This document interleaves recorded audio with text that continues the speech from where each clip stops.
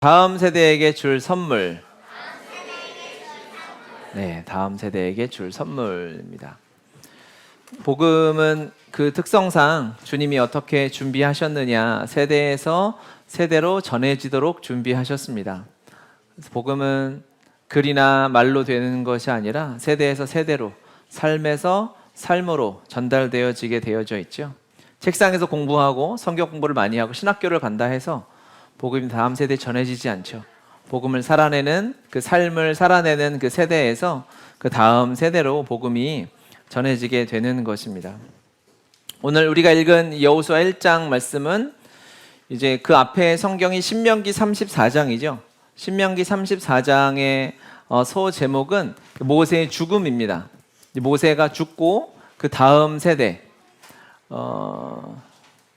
여호수아 세대가 이제 하나님의 약속의 말씀을, 하나님의 언약의 말씀을 따라 행진하는 때가 열리는 것이죠. 이제 뭐 우리는 성경을 익숙하게, 그래도 성경을 통독하면 여호수아 같은 건 좀 재밌잖아요. 그러니까 여호수아는 이제 잘 알고 이렇게 하는데, 그 상황을 보면 사실은 이스라엘에게 큰 위기가 닥쳤을 때가 언제냐면 바로 모세가 죽었을 때입니다. 하나님의 역사상 이보다 더한 리더가 사실 모세 말고 누구를 꼽을 수 있겠습니까? 그런데 모세가 이제 죽었어요. 그리고 하나님의 약속의 말씀은 여전히 살아있고, 그렇다 모세가 죽었다고 사람이 적냐? 그렇지도 않습니다. 가나안 땅에 이제 정복하고 들어가야 할 엄청나게 많은 세대가 있어요. 여호수아가 그 책임을 받았습니다. 여호수아와 이제 가나안 정복 세대는 또 다른 부담 앞에 있는 것입니다. 왜? 모세가 죽었어요. 모세는 어떤 사람입니까? 신명기 34장 10절에 보면, 그 후에는 이스라엘의 모세와, 같이 읽겠습니다. 모세와 같은 선지자가 일어나지 못하였나니 모세는 여호와께서 대면하여 아시던 자요. 모세가 하나님과 얼마나 친했는지는 우리가 다 알고 있죠. 모세와 하나님의 친밀함과 모세가 하나님께 받은 그 명령과 사랑은 누구와 비교할 수 있겠어요? 그렇죠. 너무나 하나님의 마음을 가지고, 하나님의 눈물을 가지고, 또 순종함으로, 말씀의 사람으로 살아냈던 사람이 모세입니다. 그런데 이 모세의 부재가 이제 일어나는 것입니다. 이스라엘 백성들에게는 엄청난 위기가 찾아오는 것이죠. 이제 모세가 없어요. 또 하나, 이 여호수아 세대에 찾아온 위기는 무엇이냐면, 이제 광야 시대가 끝나고 가나안 시대가 열린다는 것입니다. 광야는 어떤 시대입니까? 광야가 상징하는 건 뭐죠? 하나님 없이는 살아갈 수 없는 때입니다. 그 상황 앞에서도 죄인된 인간은 불평하고, 왜 매일마다 기적을 베풀어 주시냐? 왜 만나와 메추라기로 40년을 우리를 살리시고 입히시고 먹이시냐는 이 기적 앞에서 불평하는 것이 인간의 연약함이긴 하지만, 우리가 한 발 떨어져서 보면 광야는 하나님의 엄청난 기적과 인도하심을 눈으로 볼 수 있는 시대잖아요. 구름 기둥과 불 기둥이 이스라엘을 인도해 가죠. 하나님의 성막이 완성된 때가 바로 광야 때입니다. 그때 이 엄청난 은혜의 때 앞에서 이제 가나안 땅으로 들어가는데, 환경적으로 보면 어때요? 가나안 땅은 젖과 꿀이 흐르는 땅입니다. 이 부의 이런 걸 놓고 봤을 때 광야 시대는 별로 재산이 없는 가난한 시대예요. 근데 이 광야 시대는, 가나안 시대는 어떤 시대입니까? 젖과 꿀이 흐르는 땅에서 소산을 먹고, 그곳에 노예를 내가 누리면서, 노예를 부리면서 살아갈 수 있는 시대입니다. 경제적으로 보면 훨씬 부유한 시대가 되었어요. 굳이 하나님의 인도하심이 없어도 살아갈 수 있는 시대가 되었어요. 여러분, 이게 되게 큰 위기겠죠? 약속의 말씀을 따라왔으나 가나안에서 이스라엘 백성들이 살아간다는 것은 큰 위기에 닥치는 것입니다. 그냥 나라가 발전하고 성장한다 해서 끝날 일이 아니라는 것이죠. 세대가 완전히 달라지는 세대가 된 것입니다. 그래서 광야 시대를 지나서 가나안 시대를 살아가는 삶은 너무나 다른 세대이고, 복음이 이곳에서 이곳으로 전해지려면 또 다른 이해와 새로운 적용과 그들을 알아가는 것들이 필요하다는 것입니다. 세대가 달라요. 아까 처음에 제가 서두에 말씀드렸죠. 복음은 세대에서 세대로 전해진다 했습니다.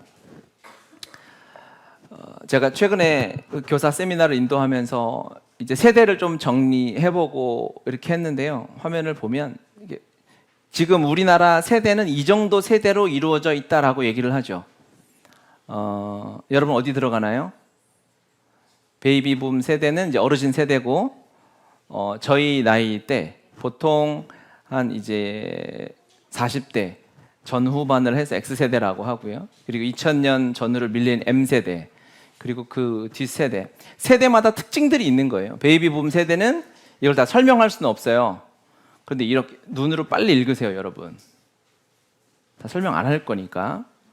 이런 세대를 우리 어르신 세대가 살았어요. 경제적으로 보면은 굉장히 가난했으나 수고하고 노력해서 열매를 이뤄냈던 세대가 베이비붐 세대이죠. 그 다음 키워드가 뭐냐? 아주 PPT를 잘 만들었네요. 제가 했습니다. 이렇게 생존과 희생과 열매와 수지 공동체, 이런 것들이 이 세대를 설명할 수 있는 단어였어요.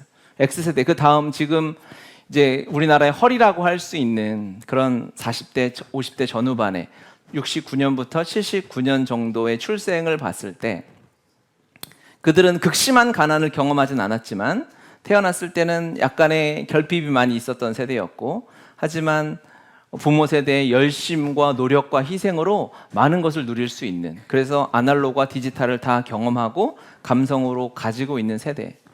그 다음은 이제 M세대죠. 83년. 꼭 이게 나이를 이렇게 연도로 따실 필요는 없어요. 한 살이라도 어리려고 이렇게 적용하지 마시고, 여러분들은 이제 이렇습니다. 하여튼 이런 세대죠. 평등한 세대. 사실 요즘에 MZ세대란 말이 유행하잖아요. 많이 쓰죠. 사실 MZ세대를 같이 붙여서 쓰는 것은 말은 안 되는 것이 너무 다른 세대예요. 그래서 그 다음에 Z세대는 아예 태어날 때부터 가난을 별로 경험하지 못한 세대입니다. 그렇죠. 그 다음에 지금 우리 앞에서 찬양했던 세대는 보통 이렇게 정확하게 뭐 정의 내릴 학문적인 정의는 없겠지만 보통 알파 세대다 이렇게 불러요. 이 세대는 어떻습니까? 아예 태어날 때부터 완전한 디지털과 스마트폰과 AI 시대를 살아가는 세대예요. 너무 다르겠죠, 여러분. 복음이 이 세대에서 이 세대로 전해지려면 완전히 다른 생각과 다른 사고를 하는 세대인 것입니다. 그리고 이 젊은 세대들, MZ, 알파 세대가 느끼는 것은 무엇입니까? 우리 이전 세대는 저의 세대만 해도 열심히 노력하면 이룰 수 있다라는 소망과 꿈이 있었던 시대라고들 해요. 그런데 지금 젊은 세대들은 아무리 노력해도 이미 출발이 다르면 이룰 수 있는 것이 한계가 있다라고 이렇게 접고 들어가는 마음도 많이 있다고 하죠. 복음은 세대에서 세대로 전해져야 하는데 너무나 이러한 다른 세대를 우리가 이 시대에 살아가고 있고, 지금 거의 한 10년에서 15년 텀으로 이렇게 세대를 잘랐는데 앞으로 사회학자들은 뭐라고 하냐면 이 텀은 더 줄어들 것이다.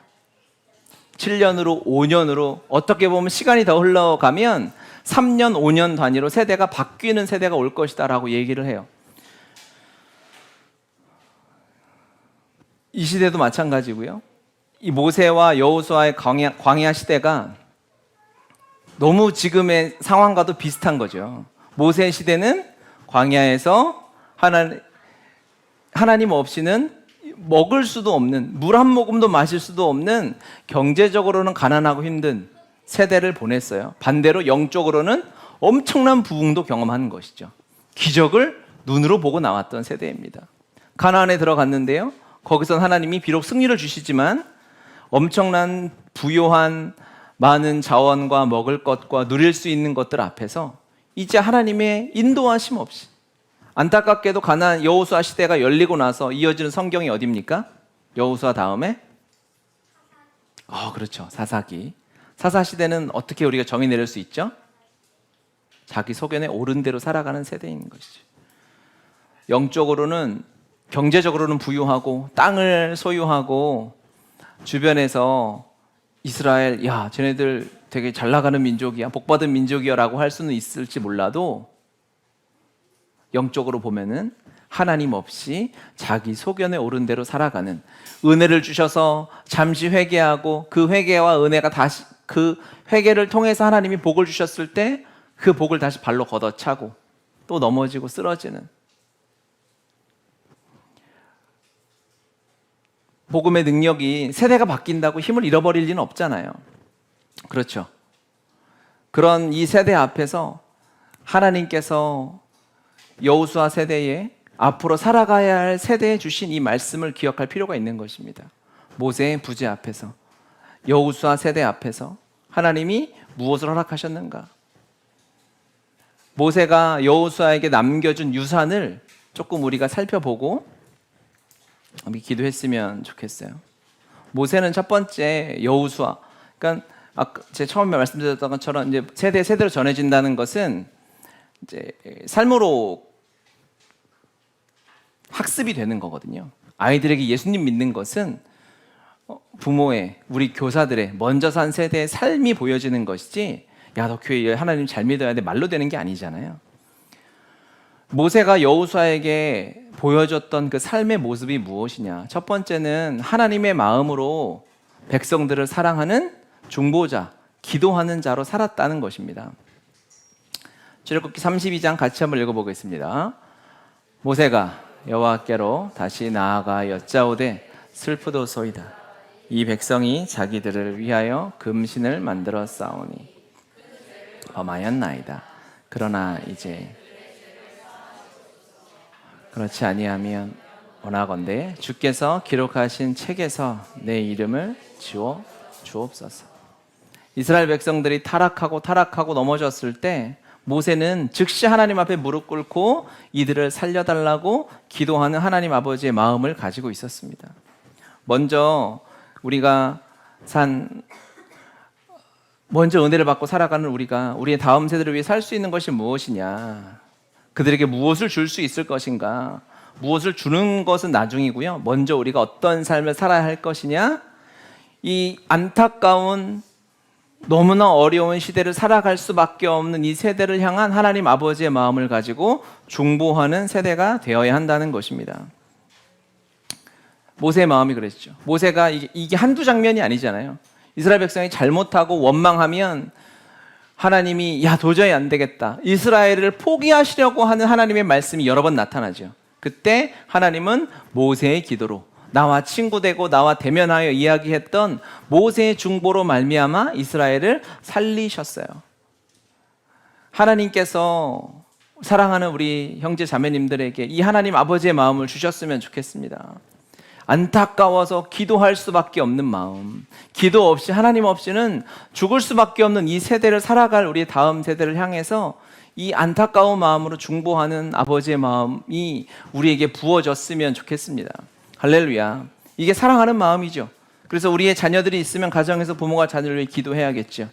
우리 지체들도 내 자식은 아니고 내 친자식은 아니더라도 우리가 교사로서, 한 공동체로서 우리 지체들을, 우리의 다음 세대를 위해서 기도하고 있죠. 너무 귀한 마음인데요, 중요한 것은 모세의 중보는 그냥 거기에 머무르지 않았다는 것입니다. 모세는 이스라엘 백성을 사랑해서 사랑하는 마음으로 살려달라고 기도했지만 모세의 중보 기도를 보잖아요. 그럼 거기에 꼭 뭐가 들어가는지 아십니까? 하나님의 약속을 이들을 통해서 성취시키려고 하나님 말씀하시지 않았습니까? 하나님의 계획 아닙니까? 이들이 없어지면 하나님이 이스라엘을 통해서 열방을 구원하시려고 하는 계획이 틀어지는 거 아닙니까? 즉, 첫 번째는 모세는 백성을 사랑했습니다. 또 하나는 열방을 향한 시선과 마음을 가지고 기도했다는 거예요. 여러분, 이것이 굉장히 중요한 점입니다.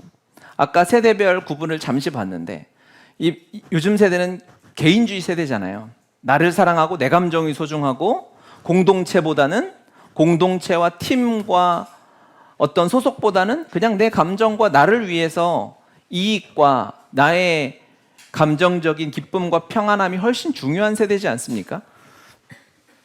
그런 세대 앞에서 우리가 강조점을 두어야 할 것은 그 두 번째라는 거예요. 첫 번째, 우리를 사랑합니다. 우리 가족을 사랑하고 우리 교회 공동체를 사랑해서 기도하는 마음이 있는데, 또 하나, 이들이 그 안에서 우리의 기도와 사랑이 머무르면 안 되고요. 이것이 흘러가야 되는 것이죠.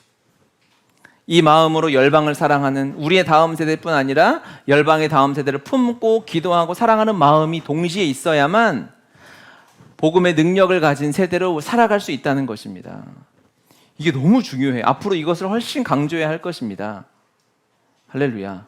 그래서 우리에게 하나님께서 우리 아이들뿐 아니라 저 70명의 열방의 다음 세대를 허락하셨다는 것이 엄청난 복인 것이죠. 우리의 기도와 우리의 시선이 여기만 머무르지 않아서. 여러분, 내 가정이 아이들을 사랑하는 것 중요한데요, 사랑이 거기서 머무르잖아요. 그러면 그 아이가 세상에서 부모의 사랑을 많이 받고 자랐다, 그러니까 잘 살아갈 것이다, 이건 대단한 착각일 수 있어요. 하나님의 우리에게 주신 사랑과 복은 내 가정과 내 공동체에만 머무르라고 주신 복이 결코 아닙니다. 여기 머무르면 부작용이 나타나기 시작하는 거예요. 우리 일제강점기 때 보면은 안준생이라는 사람이 있었더라고요. 역사를 아시는 분은 아실 것 같은데, 보통 이렇게 이름을 얘기했을 때 아시는 분은 이렇게 끄떡끄떡 하는데 전혀 지금 생소한 이름을 들으셨는데, 안준생은 가족을 정말 사랑했던 사람이라고 해요. 그래서 우리 다음 세대들이 연기하고 있어요. 끄떡끄떡 처음 들으면서. 가족을 너무너무 사랑해서 가족을 택하기로 결정을 한 거죠. 근데 그의 아버지가 누구냐면 안중근입니다. 안중근은 가족을 사랑했지만 나라와 민족을 사랑해서 삶을 던져서 젊은 30대에 자신의 생명을 던져서 이 독립을 위해서 헌신한 분이잖아요.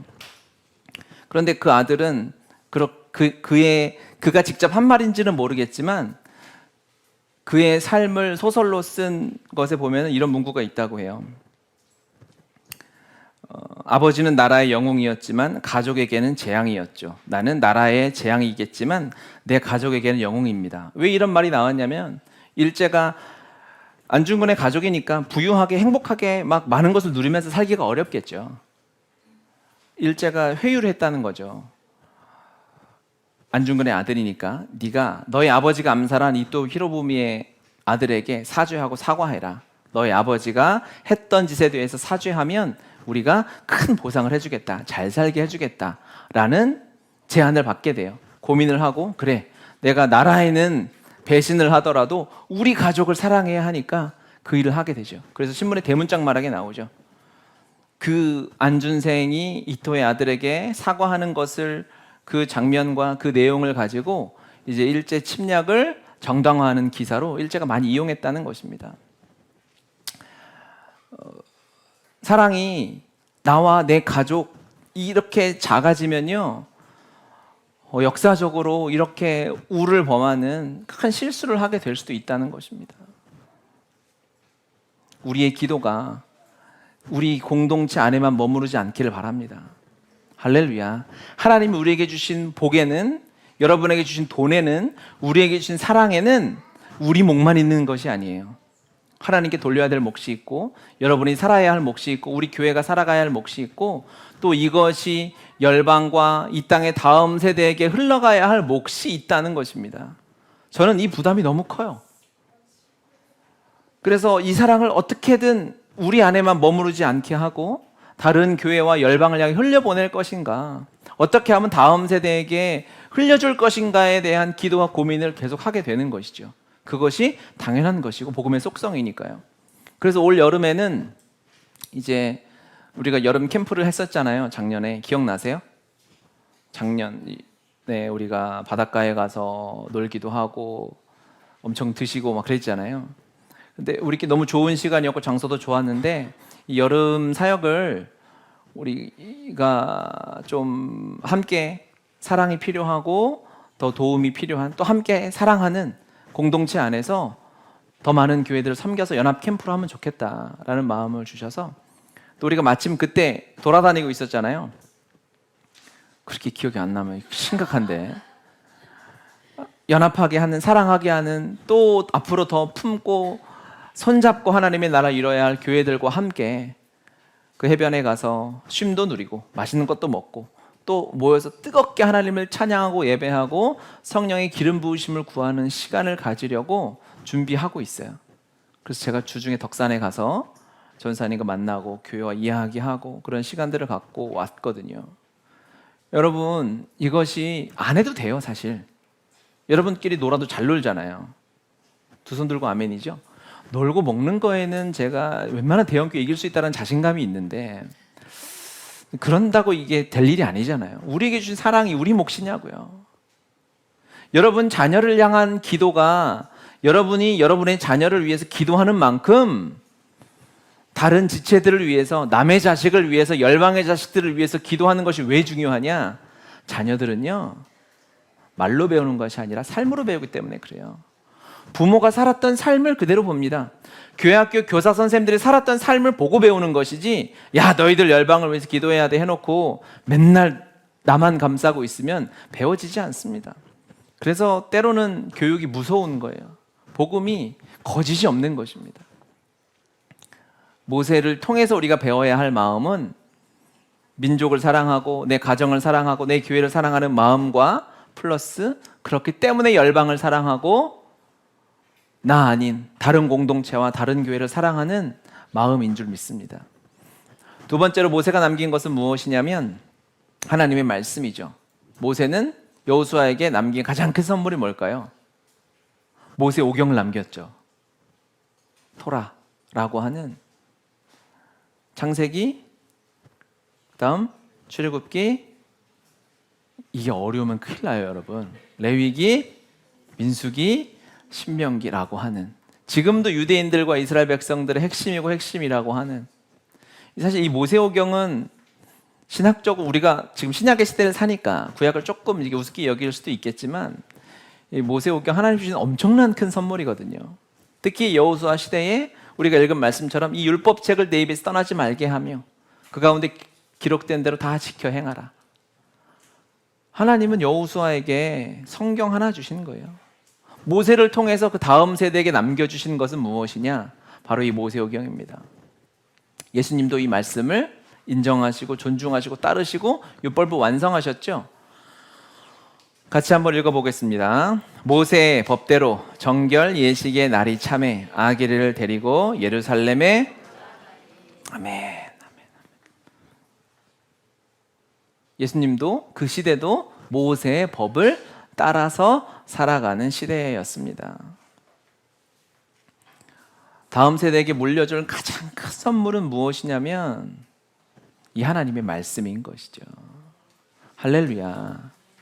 아멘. 세대가 바뀐다고 했잖아요. 시대가 바뀌고 생각하는 것이 바뀌고 문화가 달라져요. 그러면 그 가운데서 이 생명의 말씀을 어떻게 전할지가 우리의 고민인 거잖아요. 여러분, 그렇죠? 어떻게 이 생명의 말씀, 변하지 않는 이 급변하는 세대 가운데 변할 수 없는 이 생명의 복음을 어떻게 전할 것인가가 우리의 고민이고 숙제인데, 그렇다면 무엇일까? 이 본질, 가장 중요한 것에 더 핵심에 집중하고 이것을 내가 알고 있어야 그것을 응용하고 적용해서 우리의 다음 세대가 살아갈 수 있는 것이죠. 그것을 제대로 알지 못하고 아까 제가 처음에 나누었던 세대만 이해한다고 복음이 전해지겠어요? 아니죠. 그렇게 되면은요, 복음이 변질돼서 그들이 듣기 좋아하는 소식만 전하게 되는 것입니다. 정말 전해야 할 십자가 복음의 이 본질이 전해지지 않고 그 세대의 귀에 들리는 이야기만 전해지게 되는 거예요. 최근 우리가 민수기를 묵상하고 있잖아요. 그리고 지금은 발락과 발람의 이야기를 묵상하고 있어요. 발락 왕은, 여기서 저는 이제 두 가지를 나누려고 하는데, 발락 왕은, 발락이 왕입니다, 여러분. 그렇죠? 발람이 선지자예요. 물론 여러분 시간이 지나면 또 헷갈릴 거예요. 그런데 지금은 그냥 기억해 두세요. 어떻게 기억하는? 왕이 먼저예요, 선지자가 먼저예요? 여기서 왕이 더 힘이 세죠. 그러니까 가나다라 순서대로 기억, 발락이 왕이다. 쏙쏙 들어가죠. 제가 예전에 학원에서도 가르쳤기 때문에. 하여튼 이 왕이 이스라엘 백성이 너무 무서운 거예요. 그래서 발람 이 선지자한테 구하는 게 딱 하나 있어요. 뭔지 아십니까? 이스라엘을 한마디만 저주해 달라는 거예요. 말 한마디 저주만 해줘. 근데 발람이 돈을 사랑하는 마음이 있음에도 하나님을 두려워서 그 저주를 안 해주잖아요. 이 발락이 포기를 안 해요. 사신을 보내고 선물을 보내고 그래도 저주를 안 하니까 데려와서 이곳에서 제단을 쌓아놓고 혹시 여기서 하나님 음성 한번 다시 들어볼래? 이스라엘 저주하지 않나? 하나님 그렇게 말씀하시지 않나? 안 하시는 거예요. 또 다른 데다 제단을 쌓고 야, 이 산은 더 아름답고 하나님이 좋은 말씀 해주실 것 같은데 안 되겠니? 끝까지 안 하죠. 저는 이 발락 왕의 마음의 태도를 보고 너무 반성했어요. 축복의 말 한마디, 저주의 말 한마디를 저렇게 사모하고 바라고 있구나. 우리도 그러고 있나? 하나님의 말씀을 가지고 하나님의 말씀에 파묻혀서 살아간다고 하는 우리가 말씀에 대한 하나님의 말씀 한마디면 충분하다라는 마음의 간절함과 갈급함이 있는가? 오히려 넘쳐나는 말씀 속에서 아유, 그 말씀 들었던 건데 다른 거 없나? 새로운 자극 없나? 이렇게 말씀을 골라서 취사 선택하고 있지는 않은가라고 생각해 보게 되는 것입니다. 우리 안에 하나님의 생명의 말씀 필요하다는 것이죠. 그 간절함이 우리 안에 있는가? 이것을 우리가 돌아봐야 합니다. 부모와 교사 선생님들, 우리에게 있는 이 말씀에 대한 간절함의 태도가 우리 아이들에게 전해지는 것입니다. 공짜로 얻어지는 것이 없어요. 그냥 적당히 내가 한다고 해서 되어지지 않습니다. 말씀 한 절이면 말씀 한 마디면 이것이 우리 아이들에게 생명이 되고 우리 아이들에게 필요하다라는 마음의 태도와 열정과 열심과 아이디어를 내고 있는가? 여러분, 우리가 말씀 암송을 하고 있잖아요. 우리 부모들이, 우리 선생님들이 말씀을 암송하는 그 태도를 아이들이 보는 것이죠. 아이들에게 말씀이 심겨지는 것이 중요하다고 생각하면 가정에서 어떻게 해야 되겠어요? 한 절이라도 같이 외우고 매일이 안 되면 토요일 저녁이라도 말씀을 복습하고 하나님 앞에 나아가는 태도가 있어야 되겠죠. 하나님 안에서 우리의 영이 자라는 것은, 우리의 신앙이 자라는 것은 대단한 이벤트가 아니지 않습니까? 매일매일의 삶의 습관과 훈련이 우리를 자라게 하는 것입니다. 우리 반성해야죠. 우리의 다음 세대가 말씀을 사랑하지 않는다면, 우리의 다음 세대가 말씀보다 세상에 더한 것을 기뻐한다면 하나님 누구에게 책임을 물으실까요? 야, 너희들은 왜 이렇게 자꾸 세상을 좋아하고 게임을 좋아하고 노는 걸 좋아하니? 라고 하나님께서 아이들을 책망하시겠어요? 아니면 그 책임이 있는 우리, 먼저 산 하나님의 은혜를 받은 우리를 책망하시겠습니까? 우리의 책임이 있는 것입니다. 고민을 해야죠. 어떻게 하면 더 말씀의 사람이 될 것인가? 어떻게 하면 하나님의 말씀을 더 사랑하고 말씀에 가까이 가게 될 것인가? 아이들이 본질상 태어날 때부터 죄인이기 때문에 말씀을 더 사랑하고 말씀에 가까이 가기 어려우니 지혜를 내야죠. 아이디어를 내서 당근과 채찍을 잘 이용해가지고 더 말씀 가까이 하나님 앞에 드리는 우리의 그냥 간절함이죠. 그렇게 한다고 된다는 보장이 없으니까요. 우리의 믿음이 아이의 믿음이 될 수 없으니까. 내가 만난 하나님과 우리의 다음 세대가 만난 하나님이 자연스럽게 이어지는 게 아니지 않습니까? 그러면 우리는 그 어떠한 하나님 앞에 사모함과 간절함이 있을 것인가? 너무너무 반성하게 되는 것입니다. 여러분, 우리 선생님들도 마찬가지입니다. 아이들에게 복음을 전하고 가르칩니다. 다 믿는 가정이기 때문에 그냥 적당히 하나님의 말씀 앞에 적당히 있을 수 없어요. 한 번의 공과 시간이 주어진다면, 한 번의 말씀 나눔 시간이 주어진다면 그것에 전심을 다하고 최선을 다해야 되지 않겠습니까? 아니에요? 제가 예배를 준비하는데 아우, 야, 이번 주는 좀 힘들다. 다음 주 예배도 있으니까 이번 주는 대충 해야지. 여러분, 벌써 저를 막 무시하는 눈빛을 막 보내시는데 예를 들었잖아요. 그러면 여러분 어떻겠어요? 너무 속상하죠. 말이 안 되죠. 마찬가지입니다. 우리의 간절한 만큼 우리의 다음 세대가 말씀으로 자라는 것입니다. 제가 도전받았던 그 사진을 한번 오늘 보여드리려고 생각했었는데 깜빡했네요. 제가 여의도에서 청년들하고 북한의 다음 세대를 품으러 갔을 때 그곳에 그 사역자님과 봉사자들의 태도가 너무 결연했거든요. 막 왜 저렇게 하나, 왜 이렇게 무섭게 하나. 뭐 초등학생, 고작해야 중학생 정도밖에 안 되는 아이들에게 무시무시한 지옥불의 영상을 보여주면서 하나님을 섬기라고 하고 왜 이렇게 무섭게 하나. 저도 그 팀의 이름이 전부 빨간색 옷을 입고 그 팀의 이름이 열방의 구경거리였거든요. 열방에서 우리가 예수님 때문에 구경거리가 되자 해가지고 여기다 썼어요. 열방의 구경거리라고. 그것을 이거 공항에 갔어요. 그래서 그 지체들이 아직도 그 얘기하면 저를 약간 박해해요. 저는 지금도 핍박을 받아요. 주님 때문에 티도 이런 티를 어떻게 구했나 싶을 만큼 빨간 티를 입고 왔어요. 자료사진 그거를 꼭 공유해드려야 되는데 저 나름 세다고 하고 그때 훈련을 빡세게 해야 되는데 제가 봤을 때 여의도의 선교팀의 훈련이 그 월드미션의 훈련이 좀 약한 것 같은 거예요. 그래가지고 죄송하게도 그때 저는 따로 훈련하겠습니다 해가지고 13주를 거의 복음학교를 하면서 이렇게 훈련해가지고 갔단 말이죠. 갔는데 거기 사역자는 뭐 비교도 안 되게 어마어마하게 하는 거예요. 막 7살, 막 10살 이런 애들 데리고 막 지옥불 활활 타는 거를 막 보여주면서 회개하라고, 주님 믿어야 된다고. 그래서 왜 그러시냐고 그랬더니 그분에게 너무 당연했어요. 왜냐하면 그 아이들은 엄마가 탈북해서 나왔다가 아이를 낳고 끌려 들어가고 그래서 당국에서 북한에서 마음을 먹으면 당장 내일 걔네들을 북송해 갈 수도 있는 아이들인 거예요. 그냥 북한으로 끌고 갈 수도 있는 아이들인 거죠. 그러니까 그 사역자분의 마음은 오늘 예배가 마지막일 수 있는 거예요. 그들에게 그 캠프가 마지막일 수 있기 때문에 다음이 없어요. 너무너무 하나님 앞에 부끄러웠고 도전이 되었죠. 여러분, 우리에게 다음이 있을까요?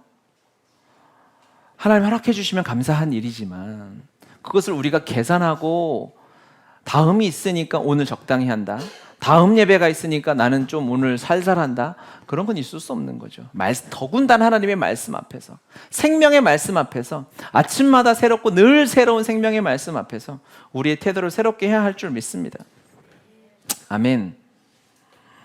제가 배운 사랑도 그래요.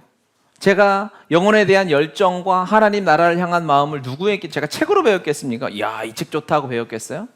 믿음의 선배들의 삶을 통해서, 먼저 산 사역자들의, 저희 부모님의 신앙을 통해서, 제가 어머니의 사역을 통해서 제가 배운 거 아니겠어요? 영혼을 제자화하는 것들을 제가 인터넷 강의로 들었겠습니까? 저희 믿음의 선배들, 순장님들의 삶을 통해서 배우는 거죠. 복음은 세대에서 세대로, 삶에서 삶으로 흘러갑니다. 삶으로 가르치는 것만 남는 것이죠. 모세가 여호수아 세대에게 남긴 세 번째 선물은 무엇이냐? 한계를 뛰어넘는 순종이었습니다. 우리 따라해 봅시다. 한계를 뛰어넘는 순종. 출애굽기 3장 10절. 잠깐만. 순종이 왜 이렇게 또 이렇게 꼬리가 이렇게 흐러져? 순종 이렇게 하시냐고요. 우리 힘을 내서 따라해 봅시다. 한계를 뛰어넘는 순종. 그렇죠. 애들이 다 본다니까요. 애들이. 그래서 다 저한테 일러요. 어떤 선생님이 이렇게 찬양하는데 저 이모는 왜 이렇게 박수를 안 쳐? 막 이렇게 해요. 여러분 제가 감시하겠다는 게 아니고 말씀 읽겠습니다. 이제 내가 너를 바로에게 보내어 너에게 내 백성 이스라엘 자손을 애굽에서 인도하여 내게 하리라. 모세가 완전히 망했어요. 완전히 망하고 살인자로, 도망자로, 말도 제대로 못하는 상황 앞에서 하나님이 모세를 부르셨죠. 너 이제 바로에게 가서 이스라엘 백성을 이끌어낼 거야. 이게 말이 돼요, 여러분? 하는 것도 어렵지만 자신의 살아왔던 삶과 내 경험과 내 지식과 내 모든 것을 포기하고 가야 되는 거예요. 생명까지 걸고 가야 되는 것이죠. 모세는 거기서 같이 읽겠습니다. 모세가 그의 아내와 아들들을 나귀에 태우고 애굽으로 돌아가는데 모세가 하나님의 지팡이를 손에 잡았더라. 순종하고 가는 거예요. 손에 지팡이 하나 들고. 이 순종을 보여주었던 모세였기 때문에, 그 세대였기 때문에 여호수아 세대도 그렇게 살았던 것이죠. 이 하나님의 말씀에 순종했던 모세는 그 은혜를 여호수아 세대와 그 다음 세대에 흘려보냈죠. 모세에게도 복이요, 그 다음 세대에게도 복이 있는 것입니다. 말씀에 순종해서 산다는 것은 먼저 누가 복이에요? 모세가 복이죠. 여러분, 하나님이 여러분에게 말씀하시고 순종하라 하시고 사역을 주시고 섬길 것들을 주셨다면 하나님의 큰 복인 줄 믿으시길 바랍니다. 여러분을 사랑하기 때문에 아유, 내가 또 애들을 위해서 뭘 해야 돼? 내가 교회를 위해서 뭘 해야 돼? 안 해도 됩니다. 그것을 위해서라면 안 해도 됩니다. 그런데 하나님은 그것을 위해서 나를 허비하고 내 시간을 쏟아버려서 끝나는 것이 아니라 그것 때문에 내가 성장하는 것이죠. 그것 때문에 내가 자라는 것이죠. 북한을 품고 북한을 위해서 기도했잖아요. 제 삶에 북한을 위해서 제가 허비했습니까? 제 시간을 낭비하고 제 돈을 낭비했나요? 아니죠. 북한이 있었기 때문에 북한을 위해서 기도하는 그 삶 때문에 제가 여기까지 그나마 이렇게 살 수 있는 은혜는 하나님이 섬기고 사역할 대상을 주시고 영혼들을 붙여주셨기 때문인 것이죠. 제가 그들을 위해서 무엇이 한 것이 아니라 그들 때문에 제가 성장하고 자랐던 것이죠. 우리 성도님들도 마찬가지. 여러분들 때문에 제가 자라고 성장했다는 것이죠. 한계를 뛰어넘는 순종이 내가 무엇을 포기하는 것이 아니라 내 손에 있는 것을 하나 내려놓는 것 같으나 내 것을 내려놓고 하나님의 것을 붙잡는 것이죠. 내가 못할 것 같은 그 순간이 하나님 일하시는 시작이라고 얘기하지 않습니까? 여러분, 하나님이 내가 어려운 것 같고 답답한 것 같고 막막한 것 같은 그때에 도저히 내 경험과 지식으로는 내 돈으로는 못할 것 같은 그때가 하나님이 일하심의 출발인 줄 믿으시길 바랍니다. 그때 우리가 무엇을 사용합니까? 무슨 믿음을 사용하는 거죠. 그때 믿음을 사용하는 거예요. 그때 쓰라고 믿음을 주신 거예요. 못할 것 같은데, 안 될 것 같은 때, 이거 하면 분명히 힘들 것 같은 그때의 믿음을 사용하는 삶을 살아드리길 바랍니다. 그때 하나님의 일하심을 보게 될 것입니다. 우리 다음 세대에게 무엇을 해줄 수 있을까? 어린이날이 지났어요. 감사하게도. 그렇죠? 비가 와서 잘 지났어요. 이럴 때가 되고 애들이 생일이 되면 무엇을 해줘야 되나 고민하죠. 그런데 생각해보면 우리 다음 세대는 너무 풍요로운 시대를 살고 있어요. 제가 단언컨대 아무것도 안 해줘도 돼요. 우리 애들한테는. 너희들도 바라지 마, 이것들아. 안 해줘도 돼. 아이들이 이 말씀만 사랑하면 되는 거예요. 아이들이 입에서 세상에 이 시대는 내가 돈 없고 집 없고 차 없고 아무것도 없어도 주님이면 충분하다는 전심의 고백이 나오는 세대가 되면 뭘 더 바라겠어요. 그리고 이 아이들의 이 고백이 늙어서 40대가 넘어서가 아니라 10대 때 하나님 앞에 드려져야 할 고백이 되는 것이죠. 10대에 그런 주님을 만나면 이 세상 변합니다. 10대의 아이들이 나의 전부가 되신 십자가 예수 그리스도를 만나면 저는 주님 곧 다시 오신다고 믿습니다. 우리는 못하죠. 우리는 늙고 힘없고 겁이 많고. 하지만 겁 없이 뭐 하나에 꽂히면 모든 것을 걸 수 있는 우리의 다음 세대가 선교 완성을 이뤄낼 줄 믿습니다. 무엇을 해줘야 할까 고민하지 마시고 내가 어떻게 하나님 앞에 살까를 고민하면 우리 다음 세대가 그 말씀을 배우게 될 것입니다. 말씀의 가정을 세우십시오. 암송하는 가정을 세우시고 우리가 어떻게 교회에서 그로잉에서 다음 세대에게 생명의 말씀을 전할까를 고민하며 기도하며 내 삶을 내어드릴 때에 우리가 살고 우리 다음 세대가 살고 사랑하는 주님 만나게 될 줄 믿습니다. 기도합시다.